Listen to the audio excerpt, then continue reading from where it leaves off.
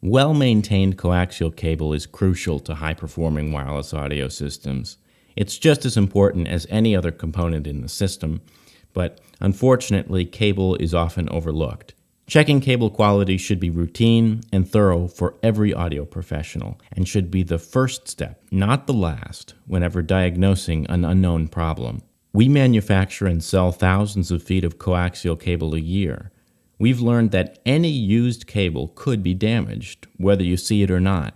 Wireless cable is much more susceptible to damage than normal audio cable because of differences in how it's constructed and because it carries electromagnetic waves that are easily distorted.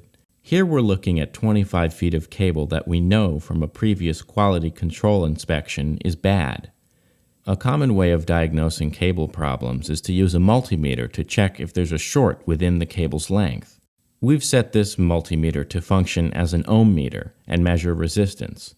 The meter audibly signals that electricity is passing through the cable as it should, even though we discovered during more advanced quality control measurements previously that it was bad.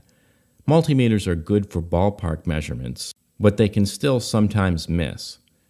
For the full picture, we need more specialized tools, either a cable analyzer or a spectrum analyzer, like this Agilent.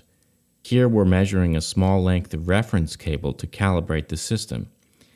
You can see the instrument reads a perfectly straight line plotted across the top of the graph, indicating almost no attenuation. Now we hook up a 25-foot length of good cable to the analyzer. Since this cable is longer, much more attenuation is present, especially in the higher frequencies. Now here's the bad cable we examined earlier with the multimeter.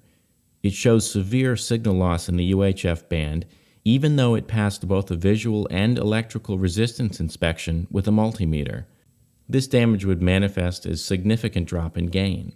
We don't want to convince you to purchase an expensive scientific spectrum analyzer, but we do want to convince you to pay just as much attention to the selection and care of your cables as you pay to your microphones and receivers, and to keep in mind that sometimes damage can't be seen with the naked eye.